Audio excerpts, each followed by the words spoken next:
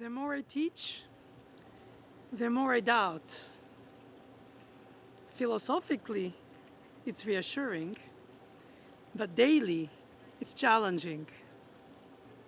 Selflessness, acute listening to the yearnings of each student, which is different from each other. Did I guess? Did I project? Did I push enough? Did I see further than themselves most of the time, because I have the luxury of the age to see trajectories beyond the time they come to me.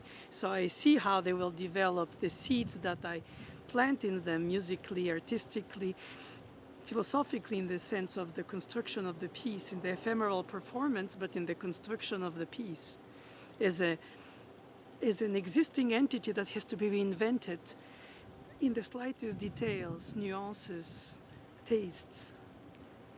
It brings you to a point where you think, what is my purpose as a teacher?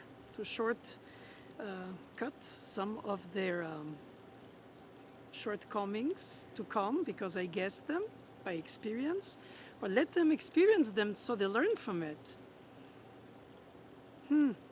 Teaching an artistic trade is paradoxically very contradictory hope, because their intuition brought them to me when they chose me as a teacher in the first place.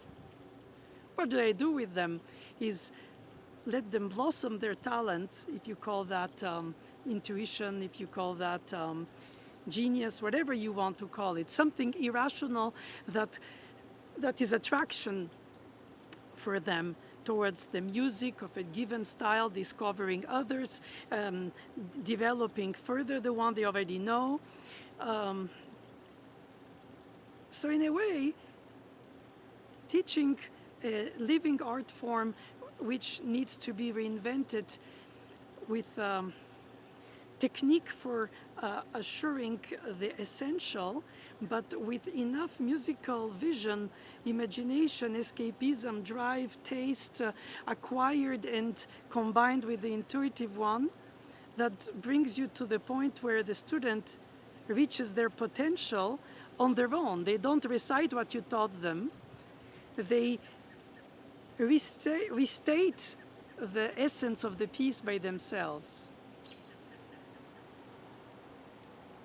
I find that to be a fascinating responsibility, way beyond the time they study with me, because inevitably one curriculum doesn't fit all, but in terms of schooling, economically, it's obliged to be so. So their maturity, their capacity of learning, the speed of absorbing and making their own varies from one to the other.